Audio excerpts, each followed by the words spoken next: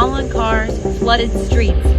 These are the images left behind after torrential rains and severe weather devastated the Florida Panhandle in southern Alabama Wednesday morning. It's hard to imagine that 10 years ago today, areas like this looked like this instead. A 100-year flood bringing more than 24 inches of rain in as many hours to our area. 29th and 30th of April. Historic flash flooding event across our area. Looking at some of the observed totals from this flash flooding event, Milton 20 inches and then almost 20 inches in Pensacola. Historic event. Ultimately, everybody remembers the 2014 rains, everybody that was around at that time, which 24 inches in 24 hours is a lot of volume of water. The first time it came to our attention, I believe, was April of 2014 during the heavy rains then. Several of the residences flooded. Obviously not something that happens every day, but it showed us what can happen and that we need to be worried about more than just storm surge. During the April flood event in 2014, several projects were identified for having stormwater issues.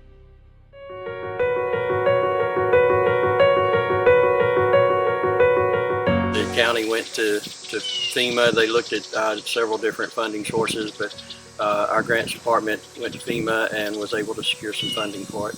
It's a HMGP, which is Hazard Mitigation Grant Program. What happens is with a presidential declaration of a disaster, the hazard mitigation grant opportunities are a calculation of how much damage occurs within a specific area or a community. And in this case, it was Santa Rosa County had high enough damages that an allocation was made for the county to be able to apply for funding. And so the Ranchettes project was identified for some funding at that time to help with design. And since then, we've been successful in getting funding for the construction portion of that project as well. I think it totaled about $100,000 for the design at that time. But Ranchettes flooded pretty badly during that time. Also, Whisper Bay had quite a few issues as well in the lower part, back closer to the bay. You know, it's a recurring problem. Ranchettes had some flooding. And then in 2020, when Hurricane Sally came through, of course, that had a substantial amount of damage in the county, and the allocation actually provided enough funding that we were able to get 3 projects supported during that grant funding opportunity. So the overall cost of the project is right at $4.3 million.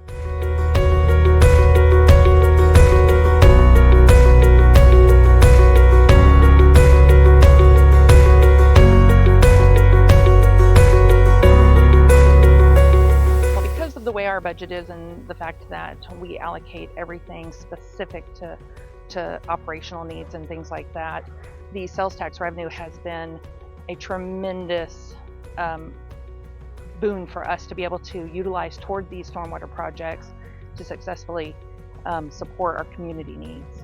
That this in fact is your local option sales tax, dollars that are going to make this community better and straighten out these problems that probably started many, many years ago. And but the vast majority of those funds do go towards infrastructure and those kinds of things, which again usually is directly tied to drainage. From the beginning of the project, like I say, the event in 2014 that spurred it, the design did not start until 2020. Early 2020, so it takes a good bit of time just to be able to get that far.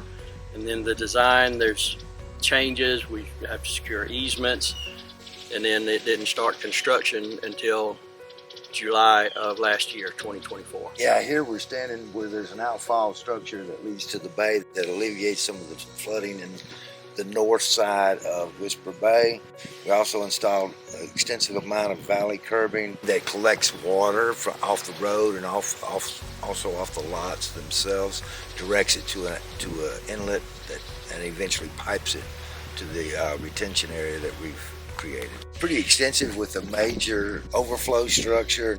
The water from Whisper Oaks and Whisper Bay comes here, collects in these are very large 3 42-inch pipes that turn and run it towards the pond. The overflow structure is just a weird, yeah. It's a 365-day project, originally. Time, weather, different things played into extending that. For us to go to basically August, we went about 30 days over maybe, and we were real pleased with that. And Talcon Construction was our contractor on it. They did a really good job of finding other areas to work on while we worked through certain issues. They did a real good job in more or less staying on time. We appreciate everybody that has been patient with us. It's been overall a pretty smooth process. I would say that the citizens of Whisper Bay subdivision here, as well as Ranchettes Square, should be alleviated of any potential major flooding in the future. I just want to say that I'm thrilled that it is finally coming to fruition.